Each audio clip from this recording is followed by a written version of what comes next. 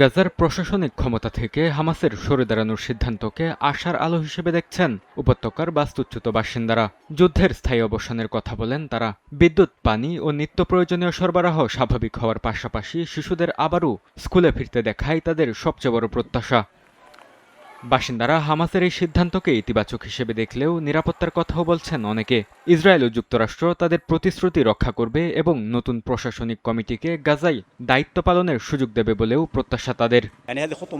এটি একটি গুরুত্বপূর্ণ পদক্ষেপ, তবে নাগরিক হিসেবে আমরা চাই না আগামী দিনগুলোতে কোনো ধরনের নিরাপত্তা বা প্রশাসনিক শূন্যতা তৈরি হোক। আমরা আশা করি ইসরায়েল ও যুক্তরাষ্ট্র তাদের প্রতিশ্রুতি রক্ষা করবে এবং গাজার প্রশাসনিক কমিটিকে তাদের দায়িত্ব পালন করার সুযোগ দেবে। আমরা আশা করি সত্যিকার অর্থেই যুদ্ধ শেষ হবে, পর্যাপ্ত ত্রাণ ও প্রয়োজনীয় সরবরাহ গাজায় প্রবেশের সুযোগ পাবে, যাতে বিদ্যুৎ ও পানি সরবরাহ স্বাভাবিক করা যায় এবং আমাদের জীবন আগের মতো হয়। আমরা আশা করি আমাদের সন্তানরা আবার স্কুলে যেতে পারবে। বিশ্লেষকরা বলছেন, হামাসের এই সিদ্ধান্ত রাজনৈতিক বা সামরিক ভূমিকার অবসান নয়। সংগঠনটি কেবল বেসামরিক প্রশাসনের দায়িত্ব থেকে সরে দাঁড়াচ্ছে। হামাস জানায়, গাজার সরকারি কর্মচারী ও পুলিশ সদস্যরা বহাল থাকবেন এবং নতুন প্রশাসনিক কাঠামোর অধীনেই দায়িত্ব পালন করবেন। বরকতুল্লাহ, সময় সংবাদ।